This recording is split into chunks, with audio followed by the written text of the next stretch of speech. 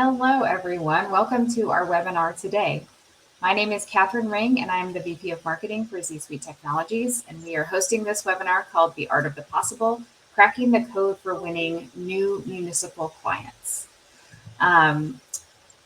ZSuite is a company that specializes in escrow and sub-accounting, and we think we have some great information for you today. I wanted to kick off by introducing the two presenters, Nathan Baumeister, who is the CEO and co-founder of ZSuite Technologies, and Jill Feiler, who is our Chief Client Officer. If you have any problems with connectivity during the call, please chat in the chat box that you should see either at the bottom of your screen or the right-hand side of your screen. I will say if you're having any problems with connections, Google Chrome and Safari and Firefox are the best browsers to use for this tool specifically. I'll be answering any questions I can, and with that, we will kick it off to go. Excellent. So today, as we're going through our webinar today, we basically have three things on the agenda. First, we're going to talk about municipalities, how to sell to them, why it's important to sell to them, all that fun stuff. Then we'll move and have plenty of time for questions and answers. We will end then with a demo of the ZEscrow platform. So as we get started, I always think that it's important to kind of answer the question of why. And so as we're looking at municipalities and why they make great clients, the first thing that came to mind is, well, shoot, we probably have a lot of bankers on this call that are currently already banking municipalities and know exactly why they make great clients. And we would love to be able to hear from you. So please look out for a poll of somebody who has worked with munis previously and what experiences you've had with them. While we're doing that, though, a couple things that came to mind as we were looking at municipalities and just general government agencies in general is there's a lot of transactions and a lot of deposits as you look at the municipality world. As we break that down a little bit more, from the deposit perspective, there are very, very stable and sticky deposits within the municipalities and government space that represents tens of millions of dollars across even the smallest of municipalities. And then obviously, as you get larger, they have more of those. Now, I know that there are absolutely aspects of deposits that come into municipalities that aren't as sticky and a little bit more rate sensitive. However, as you get to some of their more transactional accounts, some of their trust accounts, their operating accounts, these are really great ways to be able to get that stable, sticky deposits. Along with the transactions, as we were looking at different RFPs, we saw multiple needs of different transaction types, various tools that are needed to be able to process those transactions, and a good amount of opportunity to be able to generate income, non-interest income from those types of activities through the various different mediums that they're going to be using, from ACHs to wires to cards, et cetera. Now, the last piece that we found pretty interesting with municipality clients as compared to some of your other clients, especially on the deposit side, is that you often do have contracts, and more often than not, they're 5 years with 3-year extensions. So as you build out these relationships and you're able to win the business with municipalities, again, going beyond just those reserve funds that they have to place at various different banks and such that are a little bit more rate sensitive. Once you get past those and you get into helping them run their day-to-day operations in various different cases, they really are extremely sticky to the point that they actually sign contracts for specific periods of time. Now, as we talk about municipalities and we look at getting to know them, instead of diving deep into the macroeconomic environment of how many municipalities are in the United States and what funds are sitting in there, what we wanted to do is we wanted to do a little bit of research of what's going on in the broader economic environment that is impacting all of the municipalities that you might be working with, no matter which geography you find yourself in within the United States. So a couple big aspects of the municipality market is, first and foremost, there was a huge infrastructure bill, $1.2 trillion that came through the Infrastructure Investments and Job Act that will create pressure to manage and deploy those funds. 3/4 of the infrastructure build in the US is actually funded by state and local governments. That's coming directly from the American Banker in their report called Roles of Munis. And so they need to have the ability to process and deploy those funds and handle the bonds and the escrow accounts and the trust accounts and the transactions, all of those things that are coming because of that particular act. There's going to be a lot of work to do in deploying those funds. I'm not going to say it's at the exact same scale as what we saw with something like PPP, but there is an aspect of it that's happening as well, because as that was passed and that money was approved to be spent, it's going to have to be spent, and then is going to go a lot through various different municipalities all throughout the United States. The other big change that we've seen in this particular space, and this isn't just for municipalities, obviously this is something that you've seen across the board, but they are definitely inclusive of it, is they are trying to step away more and more from in-branch banking. Obviously, COVID has accelerated that again, as it has for multiple others. But as we looked at multiple different muni RFPs out in the marketplace, there were certain requirements that they had, that a branch had to be within city limits, or there had to be some tie to the city. But in the end, they actually didn't want to have to use the physical branches as much as they might have had in the past. So being able to move away from having to go in, and then obviously this creates an opportunity for you all in the various different offerings that you have and products and services that you have to be able to make that easier and differentiate yourself. This is true of not just stepping away from the branches, but also in cash handling. So trying to figure out how to get more away from dealing with cash, and then from there, less and less dealing with checks, trying to find things that are more and more able to be automated and digitized. And then even if things come in, such as checks or cash or whatnot, what are different ways that they can handle those in a more efficient way and still not have to go into the branches. A couple macroeconomic concerns that we are seeing, though, within these municipalities, and again, this is from that exact same report from their American Banker. And you can see this here is, fears of recession, extremely high, rising interest rates. People are worried about that, loss of revenue, and volatility in the municipal bond market. As we look at the bond market, which is how, these governments, municipalities, et cetera, are typically funding a lot of the projects that they're doing, that are coming in, there's been a lot of changes to the bond market, which has increased the cost to borrow. Again, I know this isn't just relegated to this particular sector, but the rates have risen quite a bit in 2022 later in that time period. Obviously, they saw near record lows in 2020 and 2021. So there's a lot of pressure in regards to how expensive the borrowing is, as well as the fact that a bunch of investors have actually pulled out a lot of money from the municipal bond mutual funds.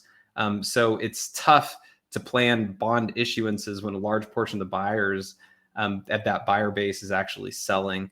One interesting tidbit that we read is 14 years of price gains in some muni bond indexes were wiped out in just 10 months of 2022.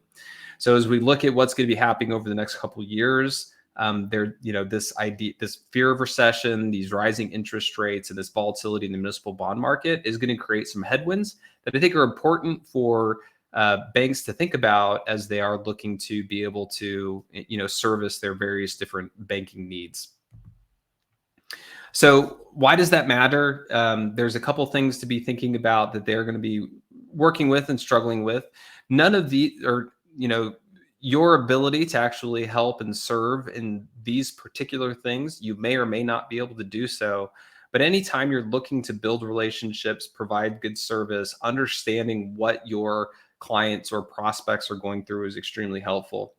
So as you look at long-term infrastructure projects, they are very, very long. So if you have some volatility in that funding cost, it can cause huge problems down the road. Obviously, some of the funding is going to be coming from the infrastructure bill from the federal government. However, other projects that are going to be kicked off, need to be watching those. They have these big projects that they have been working on are being impacted again by other macroeconomic features that the rest of the industries have been focusing, both with supply chain shortages as well as labor shortages, which has been one of the biggest drivers in the inflationary period that we've been experiencing here in the United States. So they are not immune to these types of things. We have seen some easing of the issues with supply chains and labor shortages, as well as we have seen inflation starting to come down. It seems like it's moving to be a little bit more in control, but obviously there's still a lot of volatility from that perspective. So as we move from more of these macroeconomic issues and kind of the view of the municipalities, what we would love to do now is really kind of zero in and come into a little bit more of a micro view. Great, thanks, Nathan. As Nathan said, in order to do a deeper dive into the muni space and get down kind of to that micro level versus the macro level that Nathan was just discussing, we wanted to understand what the RFP bidding process entails. And so what we did was we looked at a couple of different municipalities across the country, focusing on varying regions, different population sizes and budgets, to gain a clear understanding of the process and trends in today's post-COVID and economic environment. As Nathan mentioned, COVID was really impactful to this space and how they're doing business. So we wanted to really dive into what those RFPs look like, as well as the tactical pain points that the muni space is experiencing. Oh, good. I didn't have to say increase the slide. Thank you, Nathan. So through our research, as well as interviews with munis, interviews with bankers, we uncovered a large amount of pain points in the muni space. I'm not going to read all of these to you. You can see them here. But from a summary perspective, basically, there's still a lot of manual processes that they're trying to utilize innovation to overcome. So automating a lot of the things that they're doing, trying to drive efficiencies within their business. As Nathan mentioned, they want out of the cash handling game. So what tools can bankers provide them to ensure that they don't have to manage cash and they don't have to go into that branch network in order to effectively get to the same solution that they would have in the past? They definitely want to innovate. They want to digitalize. Again, COVID was a huge forcing function for this. And the realization occurred that, wow, there are some really good tools out there where I don't have to manage cash. I don't have to manage my business via a spreadsheet in the office. There are really cool things out there that I can capitalize on. And then, of course, the ever occurring compliance and audit. What we do know out there is dependent on state, dependent on, village and county sometimes. There are really complex interest configurations that the munis have to accomplish, whether that's, complex interest splitting between their beneficiaries, the owners of the funds that they utilize, where they're keeping some of it. They've got some statement regulations where they've got to mail out paper statements, whether that's on a monthly or quarterly basis. So there's a lot of different intricacies involved in the muni space. And then, of course, audits that they have on a regular basis that they're definitely going to need that reporting for.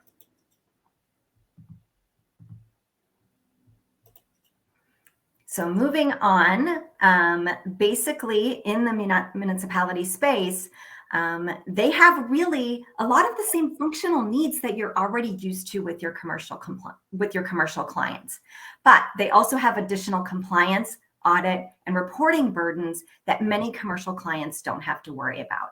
So due to those pain points that we were talking about on the previous slide, what they're looking for is, again, to increase efficiency, embrace innovation, and new solution to standardize some of the processes that they have. they're definitely open to new ideas and looking to solve those long-term problems that they have instead of short-term solutions for what they're looking for. And then, of course, always looking for a favorable return on those invested funds, especially in the environment that we're in today. So let's go ahead and take a peek at the anatomy of an RFP. So as with most government agencies, finding a new bank or banker usually involves a bidding process to identify the best partner. So those municipalities CFOs, they can, and they actually do select banking partners for individual services outside of that, right? So I'm sure you're used to that where they're shopping for higher CD rates or other ancillary services. But most of the new business is won and lost through the RFP bidding process. So these CFOs or finance directors, while they're definitely cost conscious, they're not always looking for that bottom line candidate. They're also looking for banks that offer the best suite of services at the most reasonable cost with the best return. So it's really that whole package. So while you may be tempted to maybe compete on rate or compete on low fees and kind of give it away, today innovation can be a much stronger card to play. So as you are looking at the RFP process, some things to consider as you're reviewing. So potentially look for a niche or an efficiency play. If you know that there's a specific pain point or you can see that while you're reading that RFP, focus on that in your answer. As you are definitely acutely aware, most banks offer similar services, right? Everybody has the same thing. So you want to draw attention to the areas where your bank can go above and beyond in that space. And then finally, details definitely matter. So no two RFPs are the same. So while I'm sure you have a template and you make sure that you're hitting all of those bullet points, paying attention to some of those differences, even if they're minor, could really make a difference in looking at that bidding process. So most of the CFOs, as you are aware at the bank, you can't be everything to every client, right? And so when you're building this proposal, be very, very clear and very specific about what you can and what you can't do. Because in all reality, there's a strong possibility that you could win the majority of the banking relationship, but there are other services that maybe some other providers can fill that gap. So even if it's a really large RFP, oftentimes those RFPs can and are broken down into manageable pieces so that you can win even a portion of that business. And then moving on, so just some key insights from everything that we've discussed so far is making sure that you're covering all of the bases in that RFP, making sure you're reading it clearly, understanding all of the detail, and providing those innovative solutions that are really going to hit those pain points of what you're looking for. As you know, account switching is a major undertaking. So make sure you have all of those tools in place to make it as easy as possible for them to switch banks, because they're definitely willing to be those long-term clients for you. They're willing to stay as long as you're providing those solutions and making their lives that much more efficient and easy. So with that, right, Nathan. Yeah. So as it comes to how to reach municipal prospects, I think there are a couple things to be thinking about. The first one, and we talked about this at the top of the webinar, a lot of the municipalities, as they look for banking relationships, actually do sign long-term contracts.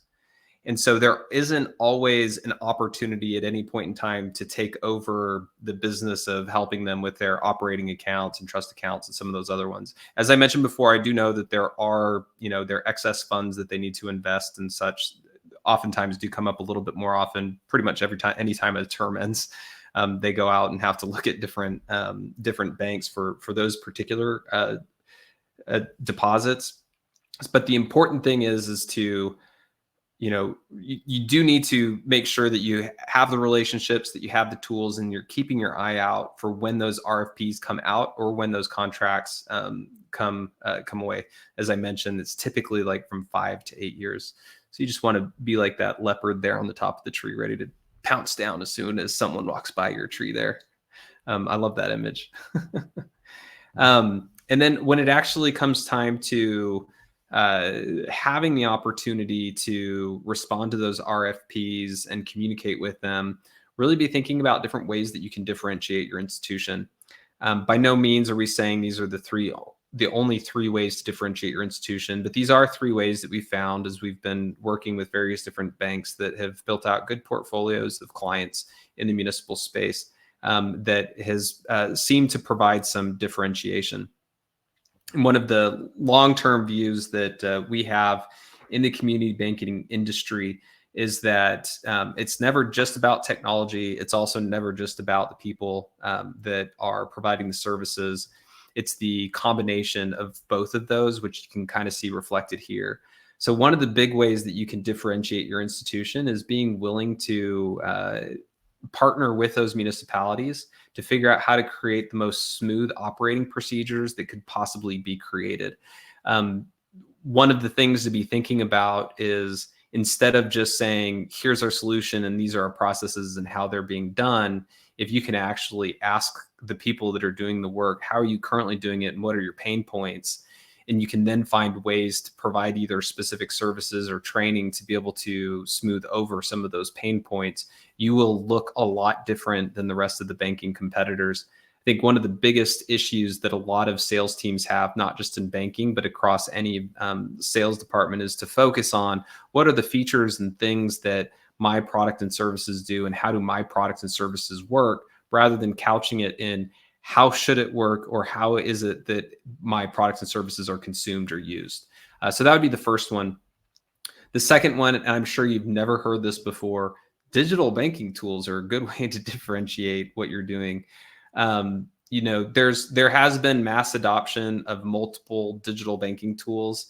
One of the important things to realize is know what are table stakes and what are differentiators, because it's a different decision and it's a different way of providing it. Because obviously, and I know I'm being a little over the top at this point, but if you go to a municipality and say, hey, we have a really, really cool thing where you can log onto a website and you can see your balances. And I'll be like, that's okay. I'm actually a little concerned that you brought that up as a selling point, right? But with all kidding aside, there are things that are table stakes. There are things that are going to be able to differentiate you.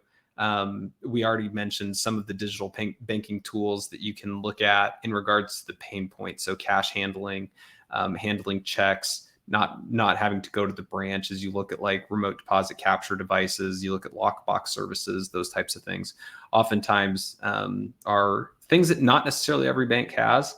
But does become very important as people are prioritizing not going into the bank.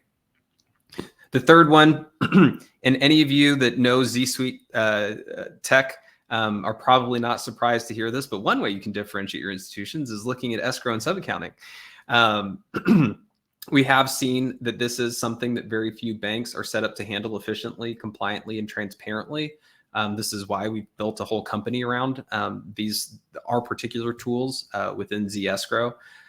But if you are working with a municipality that has a bunch of sub-accounting needs and have some trust accounts, there's a lot of different use cases that we can discuss as we move into the demo. But these are typically very labor intensive. Lots of times there are very specific rules that they need to follow, and they can be different from city to city or county to county. They could also be different from a police department versus a school district. So there's a lot of opportunity there to be able to help them rethink how they manage different aspects of their business as it comes to their escrow and sub-accounting needs. And sometimes these will be known pain points, meaning they are doing it and they want to pull their hair out. And sometimes there will be unknown pain points because it will be a new way to manage their money, i.e. replacing spreadsheets and those types of things that they're not even thinking about of being like a sub-accounting issue. So overall, these are a couple thoughts that we had in different ways that you can differentiate your institution as you're looking to stand out in the crowd, and win some of this business as they come up.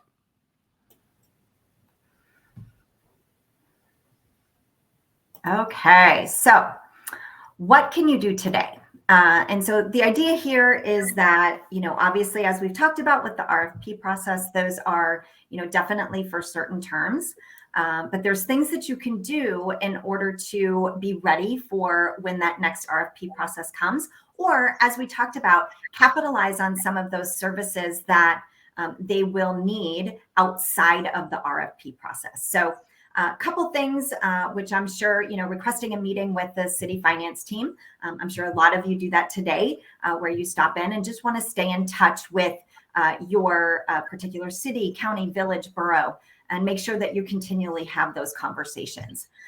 If you're struggling to get information, and potentially as you're building those relationships, they can give you insight into when the next one's coming due, or start having conversations about the pain points that they're experiencing today with the current bank that they're working with.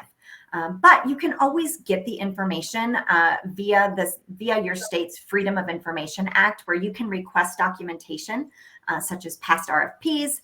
You sometimes can get past budgets. And additionally, as we were doing our research, had uncovered that some RFPs are listed publicly on the internet, potentially older ones, but at least you can use that as a reference and can utilize that as talking points as you're working with those particular municipalities. So then additionally, what can you do long term?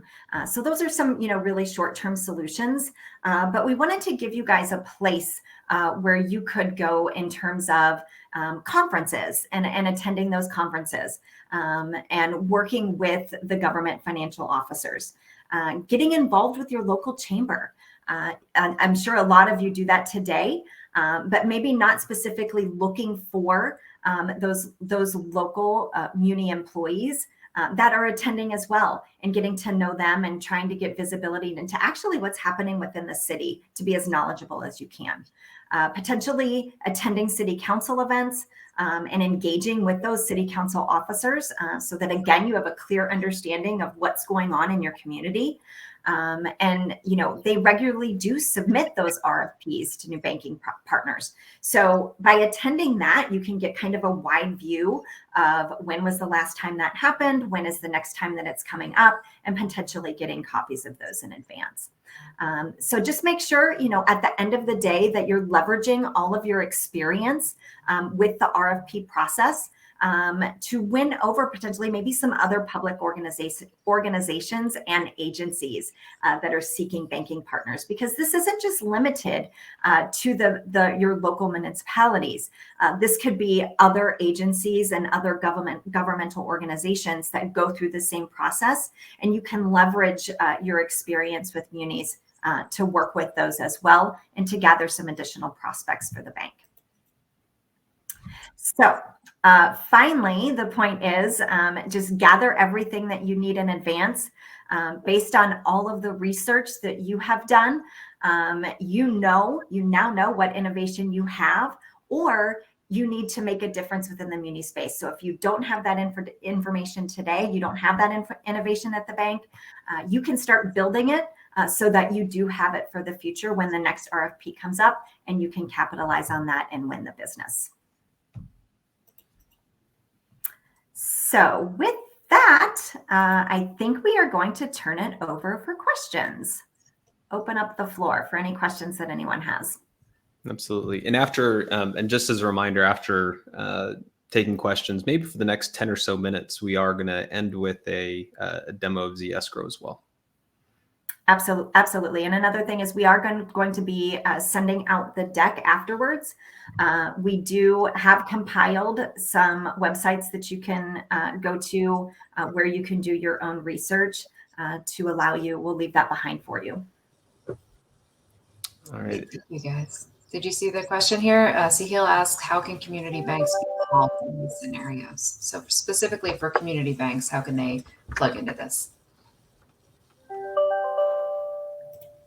I'm sorry, I didn't hear the question, Catherine. Oh, I'm sorry. The question is, how can community banks specifically be involved in these scenarios? So any different words of advice for community banks?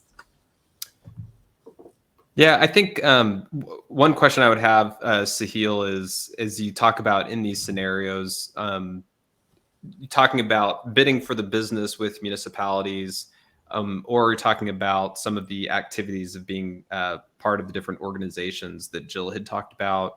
I know the Chamber of Commerce, but there's also the National League of Cities and some of those other ones. I know that for different states, there's different rules in regards to how many assets or percentage of assets the deposits can be held. And in some cases, that does limit some community banks based off of those particular rules on how deep they can go in with municipalities, or the municipalities can go in there. In other cases, I know that there are different things that you have to do from a municipality perspective, that if you're holding their funds, that you need to make sure that you have, collateral, if you will, to be able to ensure that you're covered from that perspective. So understanding the nuances of the specific environment that you're looking at as you go after municipality clients is going to be important to be able to manage through and understand. We definitely have a lot of community banks throughout the United States that are actively working with and fulfilling the needs from an operating perspective or a trust accounting perspective to these different municipalities, government agencies, et cetera. But we do know that there are, again, depending on certain states and requirements, that in some places it might be a little bit more difficult. Yeah, I would just add to that, Nathan. I think that's great. But the other piece is just making sure that you develop a relationship with those munis in your market, understand what they're looking for, and make sure that if you have the ability to serve that particular municipality, that you have the tools in place and that you're a contender for the RFP, the next RFP that comes out. Yep. Looks like Sahil might have a follow-up. Yes. Okay, great.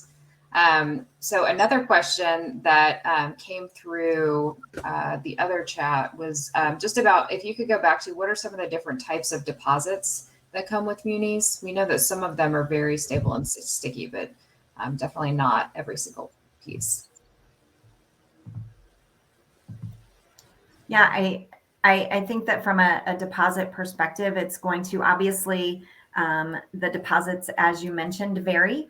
And so there's going to be an opportunity from an operating account perspective to potentially, have those being low cost deposits because that's their operating account. All their ins and outs are coming through there. That's a high transaction volume. And so there's probably opportunity to offset some of that interest with fee income. So kind of an account analysis, earnings credit type of situation. But then, of course, they're going to need investments as well in terms of money markets, CDs. Oftentimes, they will utilize those as well to make sure that they're earning the most interest on the funds that they don't need in the short term. But oftentimes, there's treasury management solutions that needs to go along with that as well. So, think in terms of RDC.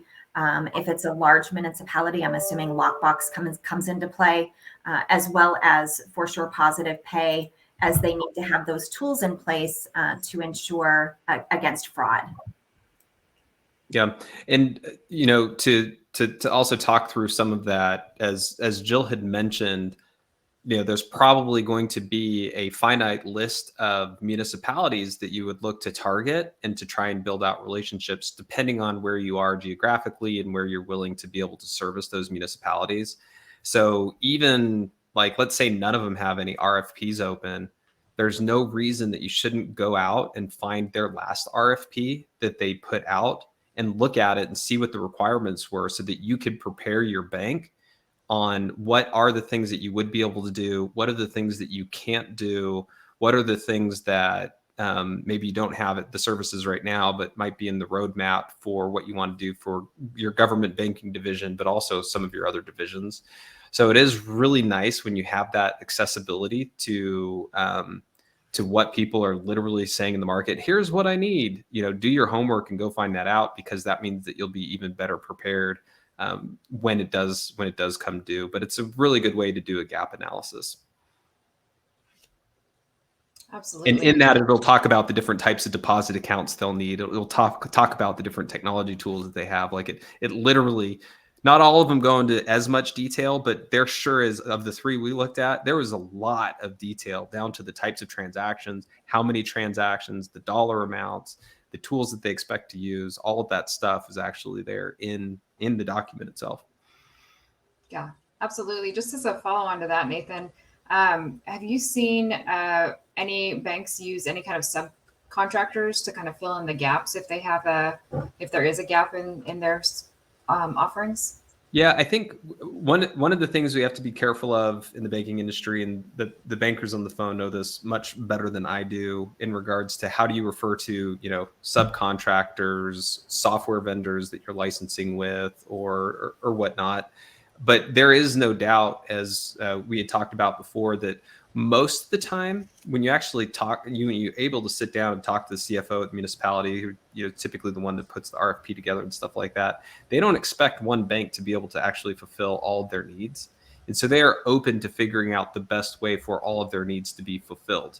And so if there are things that you can't do, but other groups, organizations, or maybe even other banks that can fill those different needs, and you can put together a joint proposal or a way to work together, then oftentimes you get a more holistic view, and you're also viewed a little bit more as a solution provider rather than just a responder to the things that you can or can't do from an RFP perspective. So go ahead, Jill. Sorry. Well, sorry. I was just going to add a little bit more color in my experience as a banker. Now, granted, it's been a good decade now since I've been a banker. However, being in those smaller markets, what I found is oftentimes the county or the village or the city will want to kind of spread the love. So while they'll pick one banking partner for the majority of their relationship, they do like to bank pieces of it with all of the banks in their community, or as many as they can. And so there is an opportunity to have those ancillary services that we talked about earlier to get your foot in the door with the relationship. And so then when the next RFP is there, you have a stronger opportunity there to win the business. Great. There was a question that popped up about, what are the most common ZSuite online resources used by the municipalities? We will go through that as we go through the demo, but there's basically two broad categories that we typically see. One is going to be where there's actually some sort of trust account or escrow account, meaning the municipality is holding the money on behalf of other people, but they're holding it and they control it. And then the other big category is where it just comes down to sub-accounting, or having accounts with money that they own, but they need to set aside for different purposes. So we'll go deeper into that and show you what that could look like in the demo, but those are kind of the broad categories. Great. And I see some chatter regarding the responses that we got from our poll at the beginning. It sound like a bunch of you have worked with munis before, so sounds great. Hopefully we're able to provide some ideas and thoughts, but obviously if you all have some other ideas and thoughts as well, we'd love to hear about them either through the chat or through other mediums. Absolutely. Nathan, just one more question. What about compliance and reporting for these municipalities? We haven't talked about that very much today. Yeah, so here's the really fun thing that comes with municipalities is typically these municipalities are their own legislators as well, meaning that the requirements that they have to follow for a lot of the things that they do in regards to a banking perspective could be very different from city to city or county to county. The state might have some specific things that they push down, and there are some things from a federal level, especially when there's any projects that are going to be like federally funded or federally chartered that are going to be run through different local governments, where it could be determined based off of that. But there's a wide variety. I mean, you talk about different types of FEMA funds versus the infrastructure job bill.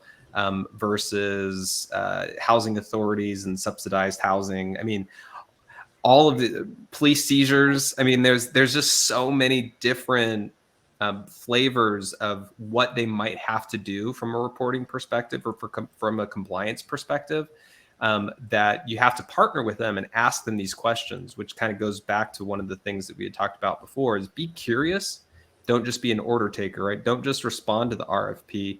Dig a little bit deeper, find out what their pain points are and what they have, because there might be ways to be able to help it out. Like, I know from our perspective, one of my favorite examples that we run into that we can help out with our software is there's certain municipalities in certain states that if they're holding money on behalf of someone else in a particular type of escrow account, if the balance is less than $5,000, they need a statement. I think it's like on a quarterly basis, but then if it's more than $5,000, it's on a monthly basis.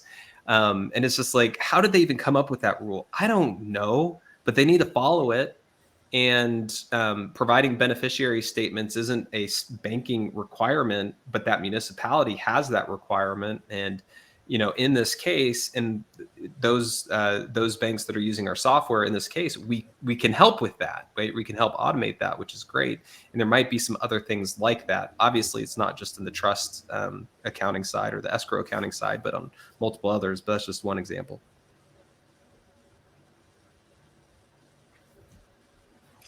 Great, thank you. I haven't seen any other questions come in, so I think this is a great time to move to the demo. Great.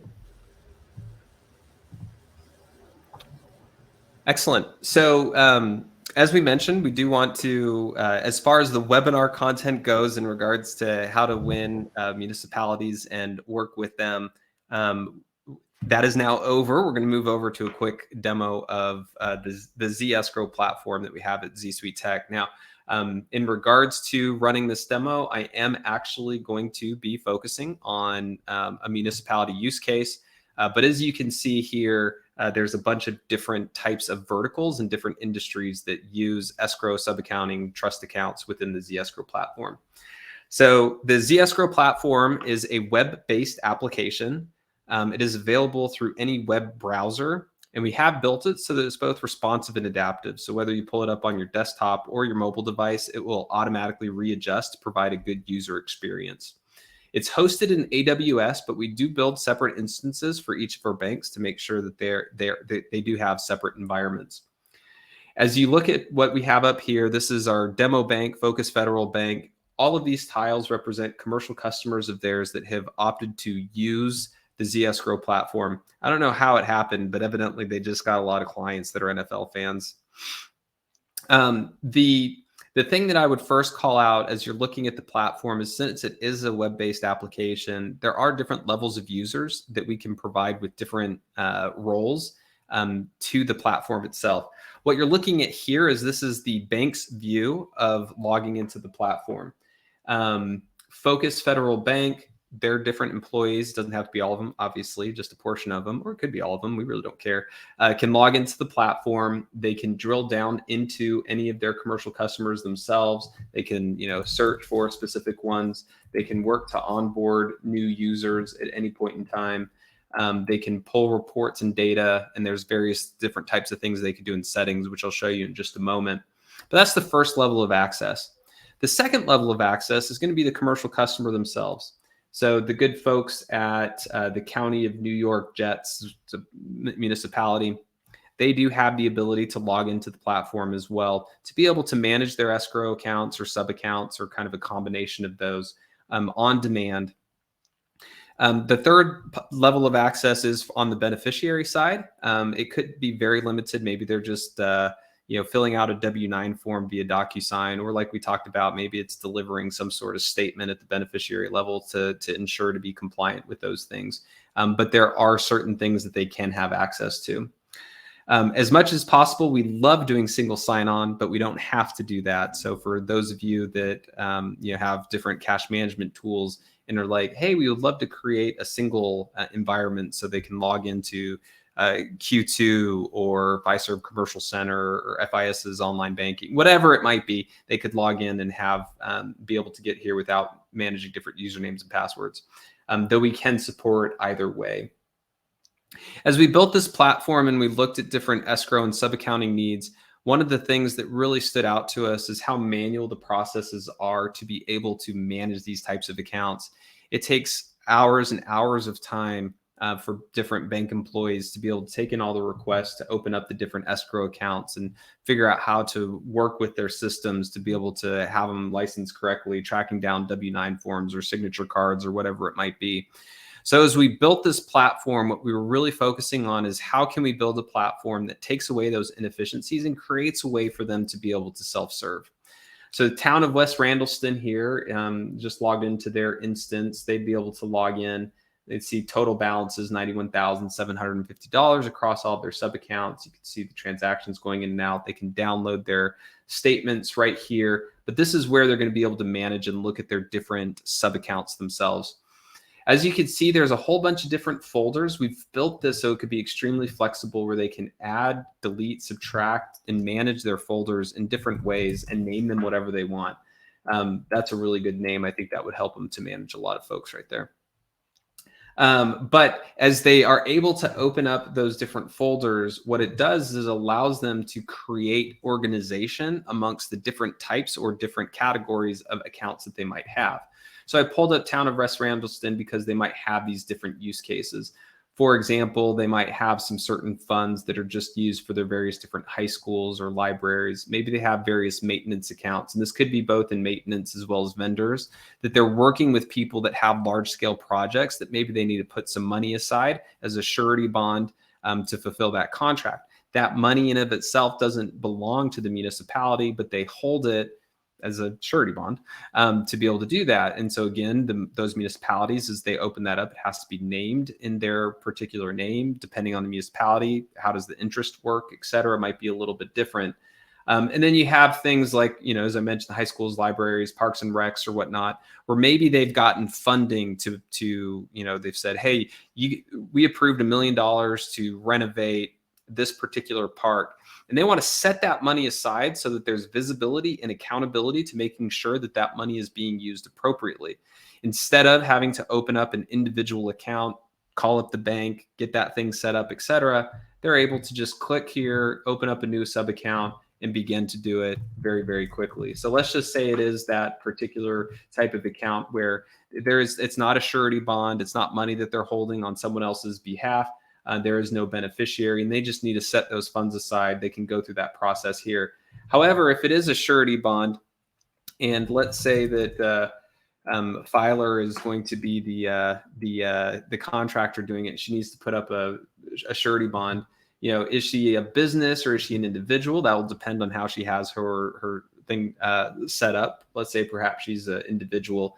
And since it is a surety bond and it's going to be from a vendor perspective, let's say this municipality does have a duty to at least have a portion of that interest go over to Jill for those purposes. So that means we need to get a W-9 form. We can get it electronically, where if we do this, we'll put Jill's name and her email address. Via DocuSign, she would get an email to be able to fill out that W-9. All that data gets automatically translated over to the ZScrow platform, as well as the PDF itself. Or maybe the municipality, the CFOs, might be a little stuck in their ways. And maybe instead of I don't want to do that electronically. So when they sign the agreement with Jill Feiler to begin with, they included W-9 as part of that agreement. And so in that case, they could just take that information directly from that contract they already have signed, fill in the W-9 information. The next screen is they'd be able to load up a document to be able to do so. If they don't have all that, they can always finish it later, and it's just opened in pending status until which time we complete the W-9, which they can come back and look at it from that perspective. Once the account is active, they're able to transfer funds in and out directly from the platform, again, in a self-serve fashion. They don't need to call anyone or do anything to do those types of things. They can close the sub account. This would be inclusive of if for whatever reason it's an interest-bearing account and you do pay interest up to the point of it closing. Even if it closes mid-cycle, we'll calculate that interest and take care of all that aspects from the transaction. Now, I always like to share with people, especially as we think about the next 5 to 10 years, as we've discussed digital transformation as an industry, the big focus has been in giving people user interfaces to be able to do things in a self-serve fashion, which is great. That's an important point. But there continues to be this move to not just do self-serve via user interfaces, but maybe even completely get rid of double entry in those types of things. So as an example, let's say the town of West Randallston, you won their bid, their business. They have a whole bunch of trust accounts and sub accounts at a different bank, and they're going to move them over. You better believe they don't want to come and click this new sub account button 100 times or whatnot. So we can get that data, or the bank can get that data. We can use that data to do bulk actions. Let's say instead, perhaps it's a municipality, perhaps it's a different use case. Let's say they have an ERP system internally from a software perspective that's API enabled. We can get the data from the API to be able to manage their escrow accounts as well. So whether it's through the user interface or through bulk actions or through APIs, we really don't care because it's all the same to us. But obviously there's, a lot of value that can be added there. Now, some might ask, how do we manage all these different types of accounts? Well, we have a really simple system to be able to do that. I've just looked back to the bank's view. We have the ability to build templates for the different sub accounts. You can see multiple built out here. And this is what dictates how those sub accounts are treated. What are the interest rates? How is it calculated? Who are the tax owners? Are there any splits? Are there notifications that need to be sent out? Is this an escrow account where the interest can't just sit in the account? It has to be dispersed on a regular basis. These are all things that we can build into the template so that through one platform, you're able to service law firms, 1031 exchanges, municipalities, school districts, nonprofits, property managers, et cetera. So that's just a quick overview of the different things that we do within the platform itself. I would be remiss to say, especially since Jill is on the phone, is on the phone here, that we definitely believe that as software companies, I think a lot of people miss the mark because they give the software and they say, hey, that's all you need. Good luck. And that's just absolutely not the case. So we have set up our company and built our company in a way that, yes, you get the software, but in addition to that, we just assume we're going to be an extension of your team to be able to help you out all along your client journey. So from a prospect demo to onboarding to support, Jill and her team are right alongside you. Every once in a while, they let me do it, but they're way better than me. So they've asked me not to do it anymore. But trust me, Jill and her team will have you in much better hands. But it's not just software. There are components of service. As I mentioned earlier, we believe that the big differentiation comes when you have the right technology with the right people. And it's that combination that really can make a big difference. Absolutely. And Jill just got a shout out in the chat from one of her customers. So yeah, look at that. Oh, thanks. Just don't take my word for it. All right. Well, that does wrap up our time today. If anybody does have any final questions, we're happy to answer them in the chat.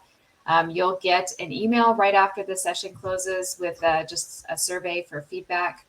And then we will follow up in a couple of days with the recording, the deck, and some additional resources that you could share with your teams. We welcome your questions. We thank you for joining us today. Thanks, everybody. Bye.